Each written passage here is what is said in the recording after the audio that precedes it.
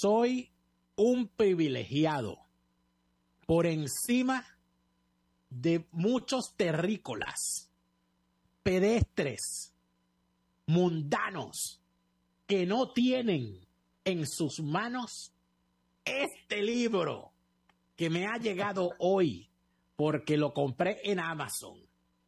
Este libro se llama Democracia y Partidos en Venezuela, 1958-2021, y lleva como subtítulo, que me encanta, El ocaso de la política. El autor es Neomar Hernández y el prólogo es de Thais Peñalver. O sea, yo tengo aquí una cosa. Lo pedí y me llegó por Amazon. Ya está el libro de Neomar Hernández en mis manos. Creo que ni siquiera él lo tiene. O sea, me llegó primero a mí que a Neomar, que al propio autor. Fuiste la primera persona, lo constaté, la primera persona en comprarlo, Daniel. El primero en comprar. Creo que se me cayó la cámara, se me congeló el asunto sí, aquí. Sí, creo que la emoción, esa es la emoción. La emoción. La emoción de la primera vez, Daniel, ¿te acuerdas? Una cosa emocionante, una cosa que cambia. Sí, claro. Pero lo importante en este momento es saber que con o sin emoción yo tengo este libro en mis manos y tengo que comentar algunas cosas porque evidentemente hay que comentar. Lo primero que tengo que decir es que el libro, bueno, para empezar tiene un poco de páginas, mira, estos son como 320 páginas, ¿no? Ya eso es importante. He vuelto, aquí estoy. Ajá. Además de eso, me llamó mucho la atención, sin querer hacerle spoiler a nadie, ni a nadie. Hay una buena cantidad de agradecimientos, pero el último de los párrafos o de las líneas del agradecimiento, el señor Neomar Hernández se lanza esta. Dice entre sus agradecimientos, que no se lo voy a leer todo para que ustedes lo lean cuando compren el libro, pero al final dice: a la vida, esa caja de misterios que todavía trato de comprender. No, este tipo sí estudió. ¿Tú sabes qué pensé yo cuando escribí esa línea? Impresionante. Cuando yo escribí... Estoy verdaderamente anonadado. Yo le digo a usted que escucha este programa que si usted no compra este libro, usted no tiene perdón de Dios, no nos escuches más, ¿oye? Porque además de eso, para la gente que pregunta tantas cosas de la política, mira, esto es un estudio bien interesante sobre los partidos políticos venezolanos, no es un juego ni es un chiste.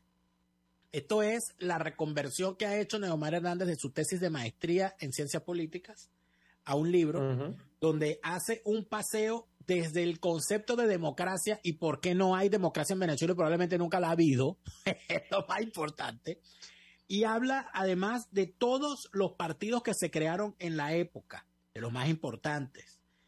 Por supuesto, ADEI, COPEI, el MAS, la Unión Republicana Democrática, la Causa R, la Quinta República, el PSUV, el Primero Justicia, el Nuevo Tiempo. Habla de 20 Venezuela, habla de todo lo que... Voluntad popular. Habla de todas las cuitas de esos partidos, la evolución del sistema, y además de eso trae unos datos interesantísimos para los investigadores y para los que les gustan estas cosas de las curiosidades, ¿no? De la política, que son los datos de los gobernadores electos durante el periodo, de los números, los resultados electorales. Una cosa bien interesante en la que me detuve, a pesar de que no he arrancado a leer. Estaba revisando fundamentalmente los anexos y viendo la cosa y chismeando aquí, chismoseando en la fuente, todas esas cosas que son las cosas que uno hace. Yo sabía que esa parte te iba a gustar, Daniel, esa parte de los datos. A mí me encantan los datos porque esos datos son para mí oro. Porque hay curiosidades, cuando tú ves ahí hay curiosidades. Hay unas curiosidades muy grandes. Me llamaron la atención dos. Hay una que ya yo la sabía, ¿no? Que me parece impactante. Que es la horrible. Eso por cierto yo lo tomé en cuenta sin ánimo de opacar el lanzamiento del libro de Neomar Hernández, pero yo tuve que hablar del asunto y por eso es que tenía fresco el dato del resultado electoral que obtuvo Raúl Ramos Jiménez en el año 63. Raúl Ramos Jiménez fue el primer candidato de la primera división de Acción Democrática, que fue de la segunda división de Acción Democrática, porque la primera fue la del MIR, que fue en el 60. La segunda fue en el 63, que fue lo que se llamó el Grupo ARS, o la AD Oposición. Raúl Ramos Jiménez fue candidato y se pensaba que el tipo iba a lograr algo y se lanza aquella cuestión de que había de que no estuvo la tarjeta blanca en el tarjetón ese año, porque el Consejo Supremo Electoral dictaminó que como se estaban peleando por las siglas del partido, no iba a estar la tarjeta de Acción Democrática en el tarjetón, sino que después de las elecciones, el bando que sacara más votos se quedaba con el partido. Y Raúl Ramos Jiménez sacó apenas 66,000 votos. Una cosa así como aquí dice, el 2.29%, frente a Raúl Leoni, que sacó 957,000 votos. Es decir, fue una cosa avasallante, una cosa impresionante. Una paliza. Y además de eso, sin poder reclamar nada, porque ese año la participación fue de una cosa que casi llega al 100%, fue una participación por encima del 90%. Pero el otro dato que me llamó mucho... De hecho, Daniel, ve la continuidad de la participación hasta el año 70 y creo que es hasta el 70, hasta el 88. La participación promedio no bajaba del 90%. La gente votaba muchísimo. La gente empezó a dejar de votar cuando vio que el sistema ya no daba más. Pues, y no, se dispara, la abstención se dispara a los 2 dígitos a partir de las elecciones del 79. Según tus datos, me permito citarte. Y precisamente, son tantos datos que... Precisamente en ese año a mí me llama mucho la atención el resultado electoral, porque fíjate, Carlos Andrés Pérez le ganó por paliza a Lorenzo Fernández, le sacó más de 1 millón de votos. Pero Luis Herrera Campins le ganó a Peñarúa por muy poco, yo eso no lo sabía, por casi que 2 puntos porcentuales, o sea, fue una victoria bien estrecha, claro. Sí, menos de 100,000 votos, o algo alrededor de 150,000 votos fue la cosa. Y eso es bien llamativo porque permite ver una cantidad de asuntos aquí, además de eso hay un listado bien interesante también, que es el de los presidentes de las cámaras del Congreso. Los presidentes de la... Eso no estaba en ningún libro, Daniel, eso sí me atrevo a decirlo. Esos cuadros, bueno, si te pones a buscar por internet, los logras, los más o menos los consigues. Pero a mí me dio curiosidad, Daniel, eso de los presidentes del Congreso. Que como en periodos, porque era la usanza, donde gobernaba el presidente del Congreso lo ponía a copay, y entonces ahí tú ves quiénes ocuparon el Congreso para después caer. No, al revés. La Cámara de Diputados. La de diputados. Porque claro, estamos hablando de... había una norma no escrita que se le dejaba a la Cámara del Senado, como el presidente del Senado era a su vez, esa era la lógica que se utilizaba, ¿eh? El presidente del Senado era a su vez el presidente del Congreso. Y al ser el presidente del Congreso, era quien estaba de primero en la línea de sucesión en caso de falta absoluta presidencial.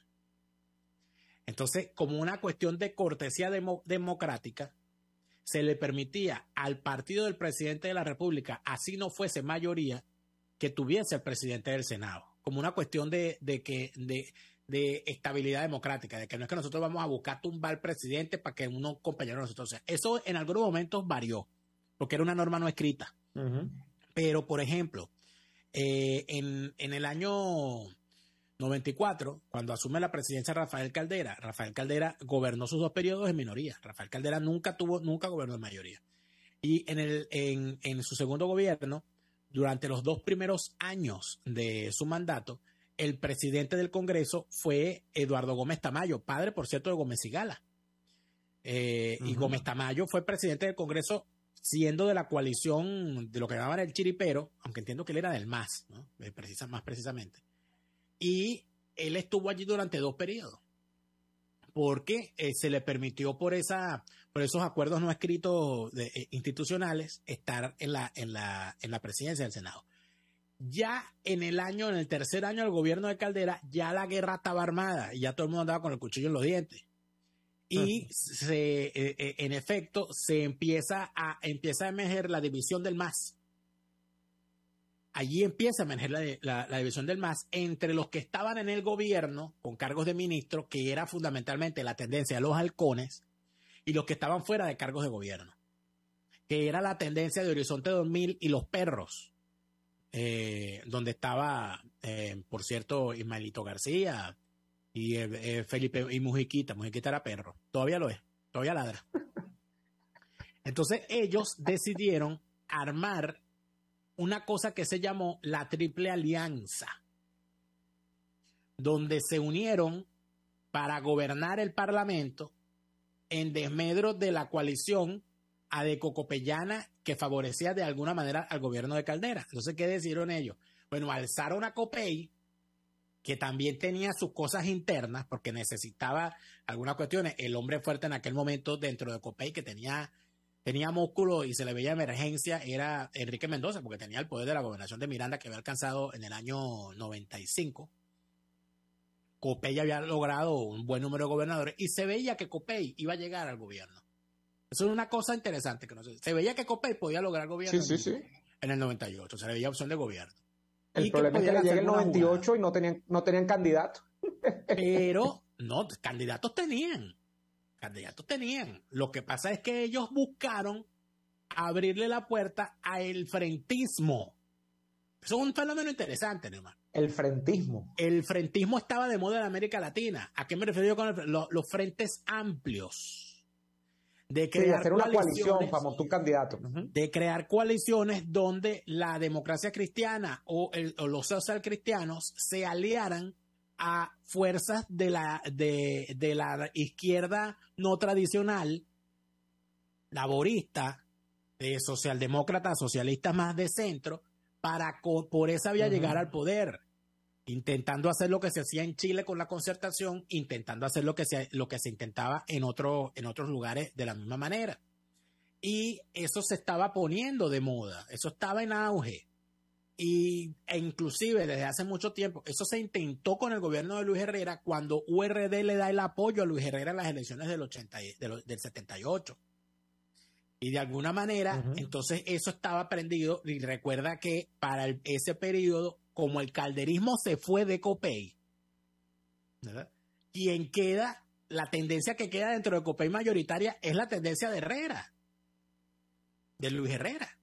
Y Luis Herrera inclusive lo nombra presidente del partido. Daniel, la idea de llevar adelante la candidatura de Irene Sáenz nace en la cabeza de Luis Herrera Campos. Bueno, esa es una idea. Pero lo primero que hacen es, como nosotros queremos ser gobierno, no podemos estar vinculados al gobierno, ni podemos estar vinculados a AD.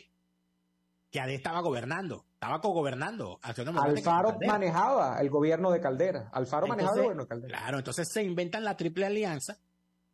Los hijos de Luis Herrera, principalmente Ramón Guillermo Aveledo, que había sido su asistente, su secretario privado en la presidencia, y se montan la triple alianza, donde montan a Copey en una unión con la Causa R y el MAS. Sí. Y allí se quedan con la directiva del Congreso, colocan en la presidencia a Cristóbal Fernández Daló, la presidencia del Congreso, y en la vicepresidencia a Ramón Guillermo Aveledo. Eso fue el año 96 y 97. Ya para el año 98 empezaron a privar las tramoyas otra vez. Y claro, porque es que los negocios eran los que llamaban a los tipos. Y los jefes de los partidos eran los grandes bandidos. El Alfarucero, el Ramos Alú, el Donald Ramírez. Y en Copey era Donald Ramírez, que fue sumamente repudiado. Estaba Donald Ramírez y habían otros más. Hubo algunos que intentaron como rebelarse. Por ejemplo, recuerdo el Chino Navarro. Donald Ramírez queda muy mal por el papel, sobre todo, que queda expuesto a través del caso de Enrique Capriles y la diputación del Zulia. No, Donald Ramírez queda muy mal porque precisamente en vez de mantener ese perfil, esto hay que revisarlo, él en vez de mantener ese perfil de buscar una candidatura que intentara romper el bipartidismo desde adentro, cosa que no había logrado Caldera, porque Caldera ganó la presidencia, pero no acabó con el bipartidismo. AD y Copey seguían siendo los fuertes allí y el papel de AD seguía siendo preponderante. En vez de aprovechar la decadencia ADECA con Alfarucero a la cabeza, los tipos vuelven a pactar con AD, chico. Bueno, y crean la candidatura de después, se arriman a la candidatura de Enrique Salas, ¿no? Bueno, pero antes de eso, colocan en la presidencia del Senado a Isora Rojas. Creo que Isora fue la última presidenta del Senado. Y también estuvo Ramón Guillermo Aveledo. Ramón Guillermo fue presidente de la Cámara de Diputados. Sí, claro. Y después es el último. Creo que es el último. Bueno, no, después viene Capriles. Bueno, vamos a consultar. Ahí está la lista. Bueno, compañero, revise la lista. Ahí está la lista. Tienes una lista aquí, vamos a revisarla. Vamos a ver la lista, a ver si los datos son. Vamos a revisar este libro. Como les dije, este libro se llama Democracia y Partidos en Venezuela, 58-2001, el ocaso de la política. Neomar Hernández es su autor, lo estamos comentando. No lo han comprado, entren a Amazon. pidan ese libro de una vez que le va a llegar rapidísimo. A mí me llegó rapidísimo el libro, me llegó en 2 días. Una cosa maravillosa, no tienen excusa. Si no lo compran, no me hablen. Vamos a buscar aquí una cosa. ¿En qué página Pero está, mientras doctor? tú buscas, vamos a la pausa. Tenemos que ir a la pausa. No, mira, aquí está. Las tablas están al final ahí. Y aquí está la tabla. Aquí dice que del 94 al 95, en efecto, fue Carmelo Lauría el presidente de la Cámara de Diputados. Del 96 al 97 fue Ramón Guillermo Aveledo. En el 98, en efecto, fue Isora Rojas. La del 98, en ese pacto. Cuando se pegan, Isora Rojas y Coye, no recuerdo, pero aquí no está los presidentes del Senado, no están. No, la presidencia del Congreso no está la presidencia de la Cámara de Diputados. Ahora, muy mal, compañero, muy mal. Busque esa lista. Tengo que hacer otro libro. Tengo que hacer otro libro nada más hablar del Senado. Tenemos que ir al corte. Vamos a la pausa y venimos con más. Usted escucha Y Así Nos Va con Daniel Lara y Neomar Hernández, solo por RCR 750 AM. Puedes seguirnos en nuestras redes sociales. En Twitter, @RCR750, la radio que se ve. Atuplata.com.be, la cuarentena no los detiene. Siguen haciendo envíos desde los Estados Unidos a Venezuela, sin complicaciones. Además de eso, buscan tu carga en Tampa, Orlando y Miami sin ningún costo adicional. Sí, no tienes que moverte. Van hasta la puerta de tu casa y se encargan de todo. Tuplata.com.be, con promoción de servicio de pick-up gratis. Hasta en la cuarentena, tuplata.com.be. En los envíos te da la tarifa más baja y en el menor tiempo. Les estamos presentando Y Así Nos Va, cuando se tiene algo que contar. Con Lara y Hernández, solo por RCR 750 AM. Esto es una cosa, este libro es una gran sorpresa. Fíjate que aquí está Jorge Dájera en el 69 por el FDP, venía de AD y del MIR y terminó del FDP. Está Jorge Dájera en el año 69. El FDP es el partido que monta Wolfgang Larrazábal, luego de que queda... Sí, el partido que monta y queda gente libre, pues. Se convierte en esta cuestión. Pero yo creo partido que tenía un timón, ¿te acuerdas? Por lo del almirante. Sí, claro. Yo creo que él después fue presidente, no estoy seguro si fue presidente del Congreso también. Creo que estoy confundido y fue en este momento. Yo sé que él tuvo allí un rol interesante.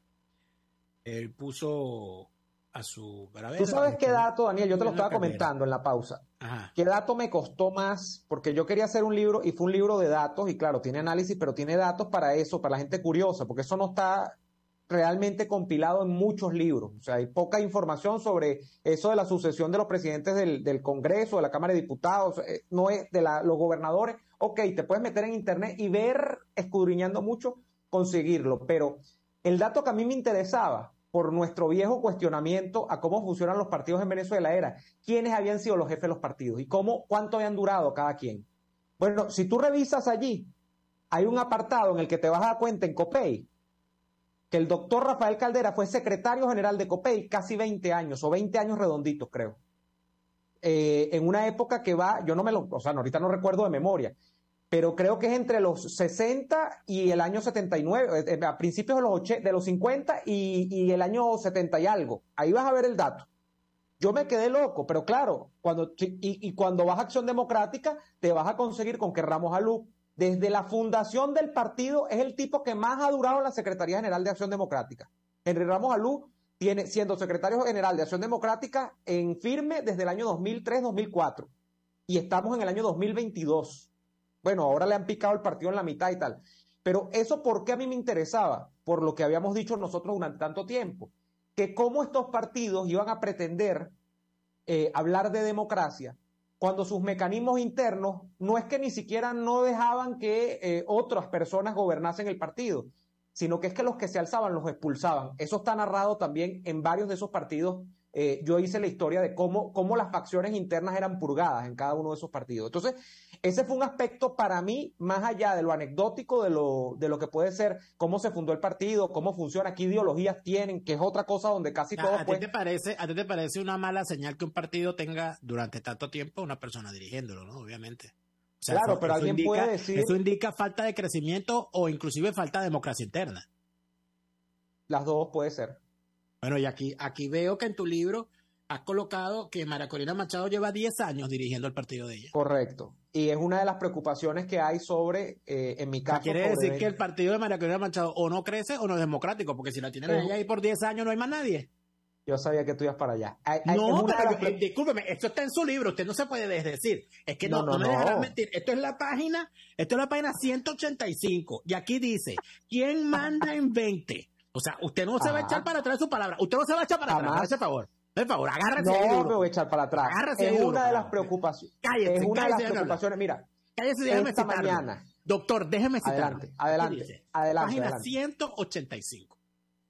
¿Quién manda en 20? Coordinadores Nacionales de 20 Venezuela. Nombre, María Corina Machado. Periodo 2012 presente. 10 años. Entonces tú te estás quedando de Caldera. Dale 10 años más a María Corina y va a alcanzar Caldera. Oye, pero María Corina es más bonita que Caldera, ¿no? Pero puedes leer si quieres el comentario que hice. Hay un comentario al final, creo, de todo esto, ¿no? ¿Jalándole bola? No, jamás. Después que le das ese coñazo, le jalaste bola, pobrecita. Vale. No, diciendo la verdad. Es que yo lo que me caracteriza por decir la verdad. Aquí dice, obviamente el control del poder en el partido lo detenta la propia Machado, quien parece no tener oposición alguna hasta ahora dentro de la organización. Esto, como se ha señalado, hace que se corra el riesgo de la excesiva personalización del liderazgo dentro de 20. Oye, pero esto es un libro objetivo. A ver, porque yo hablo con la verdad, hermano. Usted mostró los hechos, usted no se dejó llevar por las pasiones. Estoy orgulloso de usted, doctor, y de su libro, ¿yo? Más doctor. Pero es que es una tendencia. Mire, voy a aprovechar y voy a resaltar esto, porque me parece importante. De una vez lo voy a resaltar, para que quede claro. Pero un desgraciado, Daniel. Vamos a resaltarlo y cada cierto tiempo, cuando yo dude de la objetividad de Omar Hernández, tú vas a sacarme esa frase. 86 y voy a leer ese apartado y voy a decir, no, Omar Hernández es un tipo objetivo. No, es que eso es una preocupación, Daniel, que hay en la mayoría de los partidos de Venezuela. Es una preocupación que hay, porque realmente se crea el fenómeno de los caciquitos en los partidos y eso no, yo no tengo por qué negarlo. ¿Estás llamando a María Corina caciquita? Bueno, como caciquitos han tenido muchos partidos. Ojalá que María Corina no caiga en eso. Yo creo que es un partido todavía joven. Pero tiene 10 años ahí, ya cayó. Bueno, 10 años de los tiene más años dirigiendo su partido que los años que tuvo Guayquepuro dirigiendo los Taraimanes. O sea. ¿Cuánto duró Guayquepuro dirigiendo los Taraimanes? Bueno, cuando lo descubrieron los conquistadores le dieron matariles. O sea, fue poquito. Matariles, dírenlo. Exacto. No, pero es que tiene 10 años, de los cuales 8 10 completo ha estado ilegalizada. Entonces yo no puedo hablar de que haya ¿Ella está ilegalizada? Ese partido no existe en el CNE, Daniel. Pero ella es candidata a las primarias. Bueno, una de las cosas que te estoy aclarando, ella no tiene tarjeta en el CNE. No tiene tarjeta. Pero la tendrá. No creo. La tendrá. La tendrá, doctor, la tendrá. Bueno, nada, yo estoy muy contento, Daniel, para redondear el comentario. Yo estoy muy contento porque por fin logré materializar este sueño, que era divulgar esta investigación, que como tú dices, sí, fue la mayor parte del libro o el espíritu del libro está cifrado en torno a lo que fue lo que yo hice como trabajo de investigación para optar al título de Magíster en Ciencias Políticas de la Simón Bolívar, pero obviamente ese trabajo que fue presentado en 2016 se quedó corto, se quedó en algunos casos muy académico. Este es un libro que tiene pasajes bastante académicos también, porque es un libro para hacer labor pedagógica, no solamente a través del relato, sino de datos y de análisis desde el punto de vista de la politología, pero yo también creo que es un libro que a todo público le puede servir para conocer cosas de la política venezolana. Entonces, traté de hacer como un compilado entre ambas visiones y eso es lo que es el resultado con la actualización. Eso está actualizado hasta noviembre del año pasado. Bueno, yo diría que casi que hasta enero de este año, que es cuando yo me metí de lleno a actualizar toda esa información. Y bueno, espero que a la gente le guste. Estoy muy contento. Bueno, fíjate que aquí colocas a los secretarios generales de URD, que quizás es uno de los casos más patéticos, ¿no?, de los partidos en Venezuela por lo que significó su caída, ¿no? Y colocas a un señor llamado Simón Antonio Paván. Yo de ese Simón Antonio Paván voy a echar un cuento al regreso de los comerciales, porque ya tenemos que ir al corte. Fue ministro del gobierno de Lucinchi. Ya te voy a echar el cuento como es del caso de Simón Antonio Paván. Vamos al corte y ya venimos con este día de jubileo este día de júbilo, que si no lo vende, que si se va a vender en las librerías normales en Venezuela, parece que va a haber una fórmula. Vamos a tratar. Vamos a tratar. Hablamos de eso al regreso, ya venimos. RCR les está presentando a Lara y Hernández en Y Así Nos Va, por sus 750 AM. Puedes seguirnos en nuestras redes sociales. En Twitter, @RCR750, la radio que se ve. Antojos de pizza, pasta o risotto durante la cuarentena. Lo resolvemos. En Il Sapore de la Nonna tienen delivery a varias zonas de Caracas. Así es, Il Sapore de la Nonna te lleva lo mejor de la comida italiana hasta la puerta de tu casa. Haz tu pedido por el 0212-634-0982 o por el 412-569-9404 y disfruta de todo su sabor. Il Sapore de la Nonna en cuarentena sigue siendo el sabor de Italia en Caracas. Desde los sectores populares del país se escucha una clara señal. Es el radar de los barrios. Evelyn Martínez y la red de ciudadanos le invitan a identificar amenazas, ubicar soluciones y hacer seguimiento eficiente a las problemáticas de cada sector. Un espacio contra la polarización donde se construye de abajo hacia arriba y de adentro hacia afuera. El radar de los barrios, de lunes a viernes, a partir de las 10 de la mañana, solo por RCR 750 AM. RCR 750 AM, porque lo bueno une. Estamos escuchando Y Así Nos Va, con Lara y Hernández, por RCR 750 AM. Bueno, seguimos en Y Así Nos Va. Que te estaba diciendo que estaba viendo la lista de los secretarios generales de URD que tienes en tu libro en la página 142. Y aparece como el tercer secretario general desde el año 76, aunque no colocas, no hay datos de hasta cuándo fue el secretario general. No hay manera de saber. No, lo más probable, bueno, preguntándole a ellos, lo más probable Yo llamé a la gente de URD, yo tuve que hacer esa tabla con gente de URD, pero no había quien me respondiese. Y ni ellos sabían, claro. No sabían. Eso es hemeroteca, eso se consigue en hemeroteca, porque lo más lógico es que para el año 83 él ya no fuese el secretario general, porque él asumió en el año 83 el Ministerio del Trabajo. Recuérdate lo siguiente, el partido URD se convirtió en determinado momento en una cosa bastante penosa, porque el partido URD primero era un partido con opción de gobierno, y se ven los resultados que tú tienes aquí en las tablas. Se ve cómo URD alcanzó su mejor resultado cuando apoya la candidatura de Wolfgang Larrazábal en el año 58, que elecciones que gana Rómulo Betancourt, pero Wolfgang Larrazábal se convierte en lo que se empezó a llamar, en el tema o el término que se empezó a utilizar para este tipo de casos, como un fenómeno electoral. Porque Wolfgang Larrazábal, a pesar de que no ganó las elecciones, logró una importantísima votación en Caracas, ganó en el Distrito Federal, ganó en varias de las principales ciudades del país y fundamentalmente logró una importantísima representación en el Congreso por parte de sus aliados, los partidos aliados, y quedó colocado además como una persona que se asimiló a la política proveniente de las Fuerzas Armadas. ¿Qué ocurre con eso? Ocurre que URD queda como el segundo partido más importante del país y a pesar de formar parte del pacto de punto fijo, muy rápidamente empezaron las controversias internas por estos problemas de los celos intergeneracionales y eso será para analizarlo en otro momento.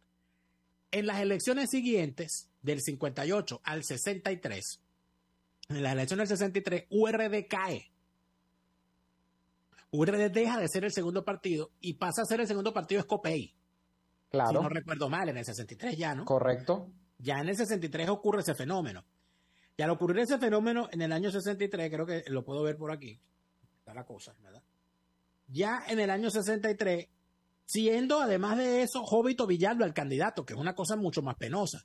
O sea, Jovito Villalba se lanza presidente en el año 63 y ese año su partido, con él a la cabeza de candidato, no logra quedar como el segundo partido más votado, es desplazado por Rafael Caldera y por Copey. Convierte eso entonces a Copey en el partido de oposición fundamental. Y el URD empieza a desdibujarse. Ya en el año, eso fue en el año 63. En el año 73, ya URD empieza a acusar su desgaste atado y amarrado a la suerte del propio desgaste de Jovito Villalba. Para empezar, que ya estaba mayor, Daniel. No estaba tan mayor, pero el problema era que el partido URD había sufrido, y de esto muy poco se habla, como 3 excepciones vinculadas a, número 1, el tema de Jovito Villalba, número 2, el tema de que se le calentaron la cabeza a un poco de dirigentes allí, que se fueron hasta la guerrilla, Fabricio Ojeda, bueno, y izquierdistas que le infiltraron al partido, Miquilena, José Vicente Rangel, etc. Ignacio Arcaya, ese poco de lacra. Y al final, entonces, evidente, eso empieza a desdibujarse, URD, y URD queda entonces a partir de ese momento como una opción segura de apoyo para el gobierno que ganara dentro del bipartidismo. Ya Jovito es candidato por última vez en el año 73, negándose a hacer el famoso, que inclusive creo que se hicieron unas primarias ese año, ¿no? O se iban a hacer. Se iba a hacer una gran coalición donde iba a participar el MEP, donde iba a participar el MAS, el MIR y URD para escoger un candidato único. Fíjate tú, eso se planteó en el año 73. Y el candidato del MEP iba a ser el maestro Prieto, otra vez. Y se iba a lograr quizás que el maestro Prieto lograra si tenía esos apoyos. Y como no se da al final, el candidato del MEP termina siendo Paz Galarraga. El indio Paz Galarraga. Entonces, con una votación bastante modesta también. Bueno, sí. Sí, sacó 200,000 votos. Búsquelo por ahí. Sacó 200,000 votos. Tampoco se dio ese año la coalición de movimientos que llamaban desarrollistas y conservadores, que se buscaba una especie de alianza o concertación para lograr que Miguel Ángel Bureli Rivas, Arturo Uslar Pietri y Pedro Tinoco se pusieran de acuerdo en una candidatura. Eso tampoco se logró. Ya en el 79, URD asume directamente que ellos lo que van a hacer es apostar ganador. Y en el año 78... Y se cuadran con Copey. Claro, se cuadran con Luis Herrera en medio de una guerra personal entre Betancourt y Jovito. Que yo no sé si ellos murieron, si Rómulo murió arrecho con Jovito. Ellos se pelean, claro, porque ya estaba el tema aquel del Frente Amplismo. Y se estaba planteando que los comunistas y los socialistas tenían que apoyar al candidato demócrata cristiano, que era Luis Herrera, que tenía un perfil más de centro que Caldera. Exacto. Era visto más popular. Era más popular. Se estaba planteando eso, se estaba planteando que se lograra eso. Y se necesitaba URD. Se necesitaba que URD apoyara a Luis Herrera. Pero Jovito estaba remolón con eso. Porque Jovito nunca hizo buenas migas con los copellanos. Entonces allí entró en juego una intriga de un delincuente comunicacional como lo era Alfredo Peña, que le hace una entrevista. Sí, le hace una entrevista en su famosa columna Conversaciones con Alfredo Peña, en el Nacional. Le hace una entrevista a Jovito. Le hace una entrevista a Jovito, larguísima, y le lanza varias provocaciones a Jovito, diciendo: los adecos dicen que usted fue un cobarde en el 52. Los adecos dicen que usted fue un cobarde en la clandestinidad. Y Jovito se enardece y no se sabe muy bien lo que dijo, porque este tipo editó la entrevista. Y es donde él sale y dice, Jovito, que lo que pasa es que los adecos se agarraron la lucha de la clandestinidad para ellos, como si solamente ellos hubiesen hecho la lucha contra la dictadura. Y que cargan un martiriologio con el tema de la clandestinidad. Se arma aquel escándalo y sale Rómulo a darle respuesta a esa entrevista. Y es allí cuando Rómulo dice que Jovito Villalba no debería ser escuchado por el país con sus juicios políticos, pues ha demostrado ser un cadáver insepulto. Oye, qué terrible, ¿no? Qué guerra tan fea, ¿no? Fratricida horrible. Y ahí quedó la frase, cadáver insepulto, Cadáver se usa mucho en la insepulto. política. Claro, claro. Que por cierto, Y, fue una y cosa la frase dolorosa. martirologio también se utiliza mucho en Claro, política. pero fue una pelea muy dolorosa porque ellos eran hermanos. Ellos no eran amigos, eran hermanos. Ellos se llamaban hermanos. O sea, Ellos se llamaban Jovito y Rómulo eran como hermanos, al igual que Jovito y Prieto Figueroa.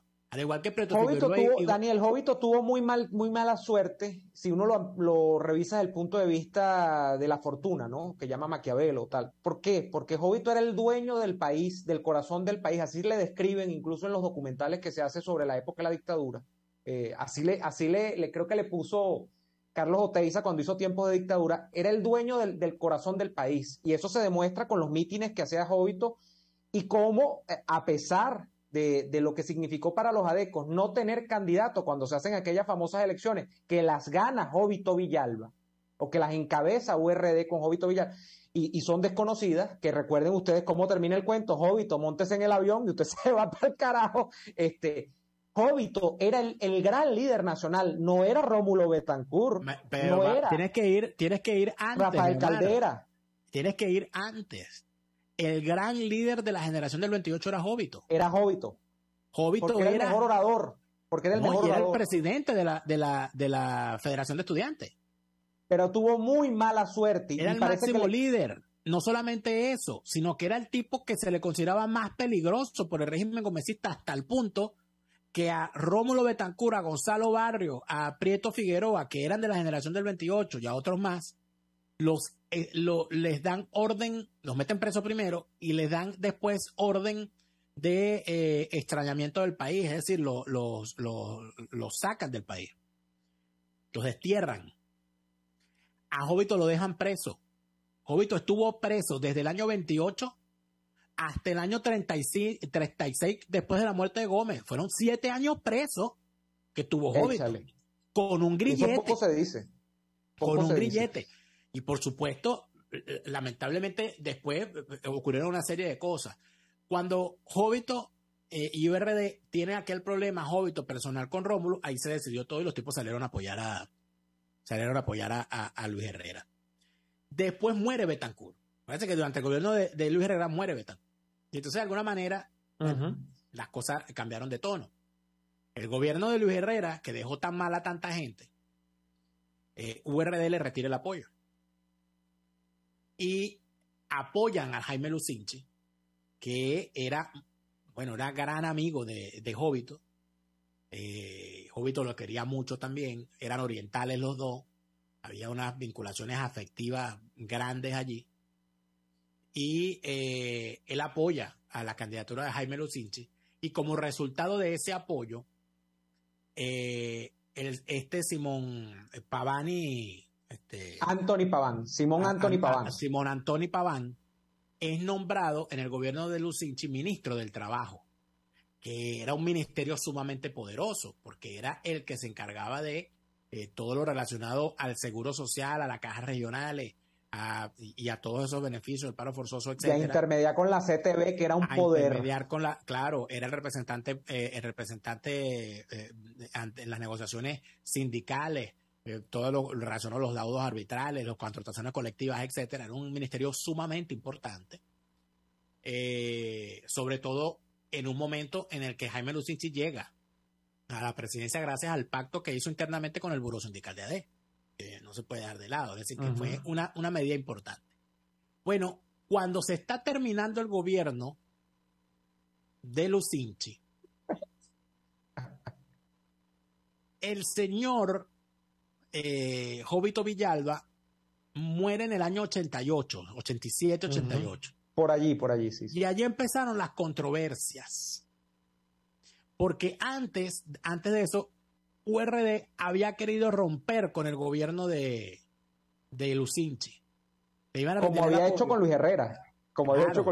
Cada vez que venían las elecciones ellos rompían. Porque ellos se cuadraban de elección a elección. Tenían que reposicionarse. Bueno, resulta ser que este señor Simón Anthony Paván Bueno, el señor dijo, no, pero yo no me voy a ir del ministerio. Si en todo caso me voy del partido. En todo caso se me voy del partido. fue de URD y no se fue del ministerio. Bueno, en todo caso me voy del partido. Del ministerio está por verse. Pero porque él antes que URDista, lucinchista. Al final yo no sé cómo se dilucidó eso, pero me lo hiciste recordar con el libro. No, y recuerda que en el 88 lleva URD candidata a la esposa de claro, Jóbito. Porque se muere Jóbito y entonces lanzan a Ismenia con el corazón. Con la campaña Ismenia de corazón, era la campaña. Y por supuesto salió muy mal, creo que ni siquiera lograron representación. Nada, sacó muy poco. Que no lograron ni siquiera representación. Ellos pierden la representación. Daniel, ellos llegan, que esto es lo importante, no es que se terminan de convertir en un partido que no tiene ministerio, es que se quedan en los 90. Yo no sé si fue ya en el 88 o en el 93. No logran meter ni siquiera diputados en el Congreso porque no les daba el coeficiente electoral. O sea, no tenía. Recuerden que en esta época. El cociente electoral. Recuerden que en esta época. El coeficiente electoral carece en todo en Venezuela. El cociente electoral. En esta época había una ley que está explicada. Yo quise hacer un apartado también en el libro de cómo funcionaba la distribución de los escaños. Estamos hablando de una época en la que se le asignaba proporcionalmente, de acuerdo a la votación nacional a cada partido, un número de escaños en el Congreso, que era la famosa representación proporcional de las minorías, para que hasta los partiditos, esos partiditos que ustedes crecieron viendo, como el señor Gonzalo Habla Claro, con el MIN, que todavía existe por ahí, creo que intervenido por el chavismo, tal. El tipo siempre salía con una representación al Congreso porque garantizaba un umbral mínimo de votos. Yo estoy explicando eso también en el libro, para quienes quieren entender. Yo te voy a decir una cosa, lo que pasa es que estos son relatos que por supuesto que no narran, y esto lo recoge uno en conversaciones con gente que, bueno, claro, que no va a decir esto en público, entonces queda uno como un pendejo si uno dice me lo dijo fulano. Pero, ¿qué hacían los partidos mayoritarios? Negociaban. O sea, Acción Democrática y COPEI tenían que garantizar que Gonzalo Pérez Hernández fuese diputado. Siempre. Y si el tipo no alcanzaba los votos, se los ponían en el Consejo Supremo Electoral para que el tipo llegara. ¿Por qué? Porque él era factor. Bueno, pero no era compadre. Gonzalo Habla Claro, el del MIN, que hablaba contra el bipartidismo y todo aquello, es el padrino del hijo menor de Ramos Alú, de Reinaldo Ramos de Agostino. Gonzalo Pérez Hernández es quien hereda el MIN después del MIN original de Renio Tolina. Se queda con la imagen, incluso juega con los lentes y se pone unos lentes. Bueno, él usaba lentes, pero entonces enfatiza el tema de los lentes para hacer recordación de marca. Esta palabra existe. Y me dice, no, recordación, no, sí existe en publicidad. Recordación de marca de lo que significaba el rostro de Renio Tolina con sus lentes de pasta. Y él se agarra de ahí en adelante, claro, de eso. Él se queda con ese partido y después ese partido se lo quedan otros bandidos que terminan dándoselo a y después lo intervinieron en el chavismo y tal. Eso no es la partida de bandidos, porque estos fueron todo una cuerda de bandidos, todo en ese partido todo era una cuerda de bandidos. Después que Reni se fue, se convirtieron en una partida de bandidos. Pero yo recuerdo que en el año 88 él no fue candidato. Él apoyó al Tigre. Él fue, exacto. La tarjeta del MIN se la dieron al Tigre y él logra entrar. Él logra entrar al Congreso ese año y se convierte en uno de los factores usados por Henry Ramos Alú en su ofensiva para, tras bastidores, destituir a Carlos Andrés Pérez. Quien le daba los datos a Gonzalo Pérez Hernández era su compadre Ramos Alú. Y eso queda perfectamente claro, porque ¿cómo es eso que tú, siendo el jefe de la fracción del partido de gobierno, después que un diputado se montó en la defenestración del presidente de tu partido, a los 2 meses tú lo conviertes en tu compadre dándole el bautizo a tu hijo menor? O sea, ahí se descubrieron. La política, Daniel, la política hace extraños compañeros de cama, ¿no? No quiero decirlo desde el punto de vista literal, ¿no? Sobre todo Ramos Alú ha tenido muchos compañeros de cama. Ha tenido muchos compañeros de cama, en la política me refiero. En la política. Ahí está Bernabé. Mira, ahora son enemigos. Sí, después de jugar espaditas, después de andar jugando espaditas. Sí, después de ser esgrimistas. Eran esgrimistas olímpicos. Bueno, vamos al corte. Vamos al corte, que cada quien imagine lo que tenga que imaginar. Vamos al corte. Bueno, pero vamos al corte, pues, vamos al corte. Escuchamos Y Así Nos Va con Lara y Hernández, porque la realidad no se tapa con un dedo. Solo por RCR 750 AM. Sintonícenos a través de Periscope, @RCR750, la radio que se ve. Atuplata.com.be, la cuarentena no los detiene. Siguen haciendo envíos desde los Estados Unidos a Venezuela, sin complicaciones. Además de eso, buscan tu carga en Tampa, Orlando y Miami sin ningún costo adicional. Sí, no tienes que moverte. Van hasta la puerta de tu casa y se encargan de todo. Tuplata.com.be con promoción de servicio de pick-up gratis. Hasta en la cuarentena tuplata.com.be. En los envíos te da la tarifa más baja y en el menor tiempo. Luego de un buen almuerzo, lo mejor es comerse un postre. Prueba las deliciosas tortas que te ofrecen en el Sapore de la Nonna. La de la casa, cargada de ese sabor a chocolate oscuro que tanto te gusta. El cremoso tres leches o la torta de zanahorias. Y pregunta por el delicioso café de Il Sapore de la Nonna. Si dices que vas de nuestra parte, te regalan un café. Visítalos en la avenida Victoria, diagonal a la bomba de gasolina Guayana. Il Sapore de la Nonna, el sabor de Italia en Caracas. RCR 750 AM. Porque lo bueno une.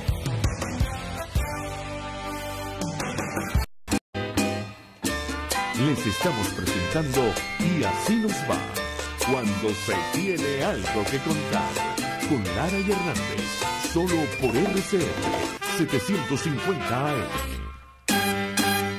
Bien, es un día de júbilo hoy en este programa, pues el periodista Neomar Hernández ha publicado su ópera prima, su primer libro, que es un compendio interesantísimo una revisión interesantísima de lo que ha sido la democracia, la partidocracia, diría yo, venezolana del 58 al 2021, que él ha subtitulado El ocaso de la política.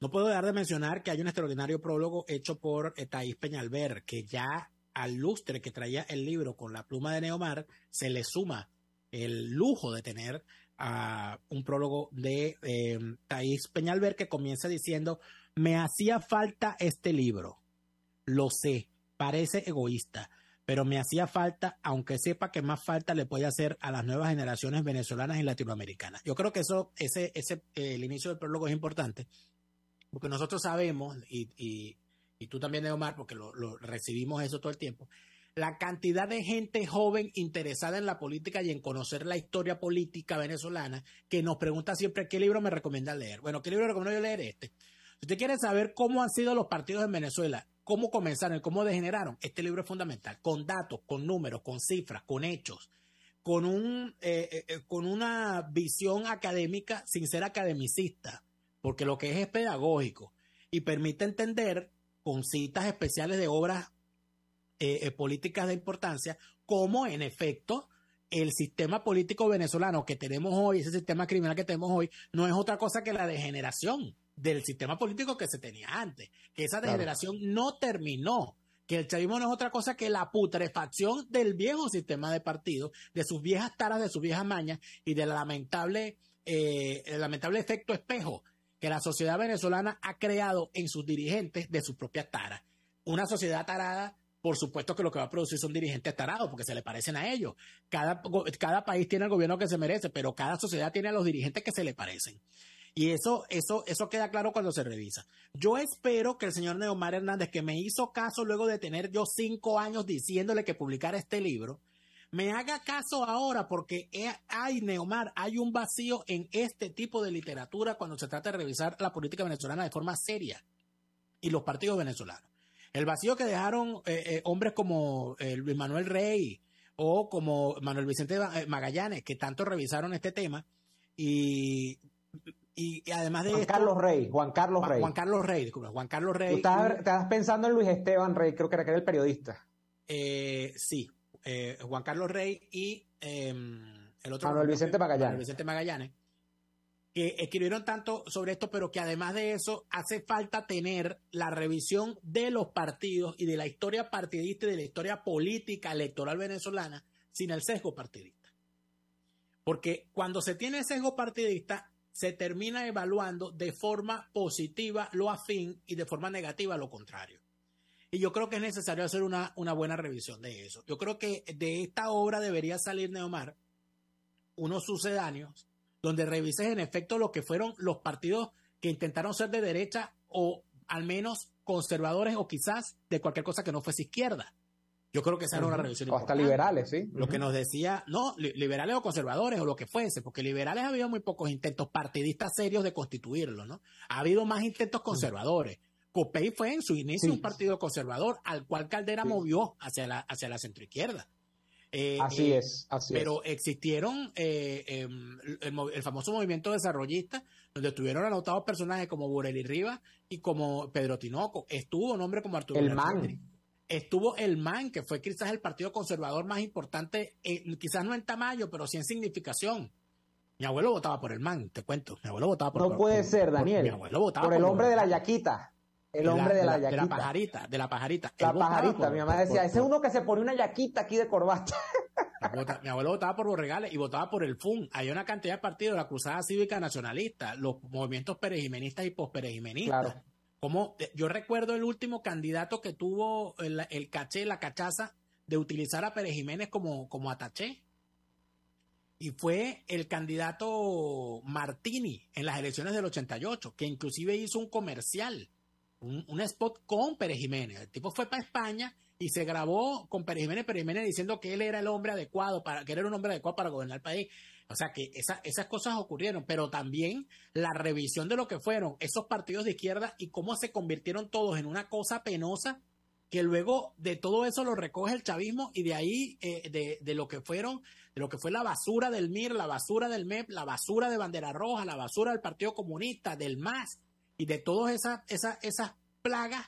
Bueno, ¿y qué sale? Una asociación para delinquir, Daniel. Sale una asociación para delinquir. Se terminó siendo una asociación para delinquir. Y por supuesto, analizar el bipartidismo de Cocopellano sería fundamental, sobre todo la revisión fundamental que fue de cómo eso que fue el pacto de punto fijo, tan importante para la solidificación de un sistema democrático, se haya degenerado y se convirtió en una partidocracia clientelar que terminó matando las mejores intenciones que hubo cuando se creó el pacto de punto fijo. No le jalo más bueno, bola. Bueno, permíteme decirte, pues ya nos tenemos que ir. No le jalo más bola a Neomar Hernández. No. Yo quiero agradecerte porque hoy has hablado, la gente lo ha notado, has hablado tú, pero veo que has hablado tú porque estás muy entusiasmado, porque sé... Soy el primero en tener este libro. Más y sé que te alegras además de que esto se haya materializado. Porque te agradezco por fin me haces caso, Neomar Hernández. Claro, fuiste una de las personas que me empujó a terminar esta obra. Esa es la única que te decía, termina de publicar el maldito libro. Oye, pero Daniel, por Dios, quiero agradecerle a Thaís Peñalver, quiero agradecerle a Miguel Ángel Martínez Meucci, que fue quien me dio la idea cuando esto era un proyecto académico, y él me dijo, tú tienes que hacer esa investigación y después vas a convertir eso en un libro, porque ese libro hace falta, como ahora lo ha dicho Thaís. Entonces, ellos fueron quienes de alguna manera se montaron en esta idea y me motivaron a primero hacerlo aquella investigación y luego a transformarla en este libro. Entonces, bueno, nada, ya veremos qué viene después, pero por los momentos tienen esa obra allí para que la consulten. Estoy muy contento y muy satisfecho. Vayan a comprar el libro. Está en Amazon y pronto estará, seguramente Neomar nos informará, disponible en algunas librerías en Venezuela. Pues será difícil hacerlo, pero se tratará. Aquí sí va a estar. Me quiero despedir con el mensaje de Ana María Ribeiro, que nos dice que otros escritores en materia de partido fueron Arturo Sosa y Andrés Estambuli. También, en efecto, hicieron... Sí, claro. Y están citados en mi libro. O sea, toda esa gente hay que hacerle homenaje. Bueno, imagínense. Están citados en mi libro. Es importante. Yo entonces les digo, amigos míos, que no se pierdan este libro, y además de eso, les digo lo siguiente. Ya la mitad de este programa tenemos una persona en este programa al cual no puede venir ningún imbécil a preguntarle, ¿y tú qué propones? En primer lugar. En segundo lugar, vaya y búsquese usted a un periodista que cubra la fuente política de la generación de Neomar, que sea capaz de escribir un libro como este. Ya eso es una cosa importante. Y en tercer lugar... Me va a hacer llorar, Daniel Lara. En tercer lugar, en octubre sale mi libro. O sea, yo sabía. Y lo vamos a poner a competir uno hacia el lado del otro. No, exacto. Vamos a poner los dos así. Yo le voy a dar un mes de ventaja a Neomar Hernández para que le eche bolas. Vayan a comprar. Yo no soy mezquino. Vayan a comprar. Vayan y compren. Revienten. Gracias a todos. Nos vemos mañana. Gracias. Y nos vamos y regresamos mañana. Por hoy termina Y Así Nos Va. Síganos en Twitter en @YASINOSVA, @DeLaraF y @NeoAdolfo. RCR 750.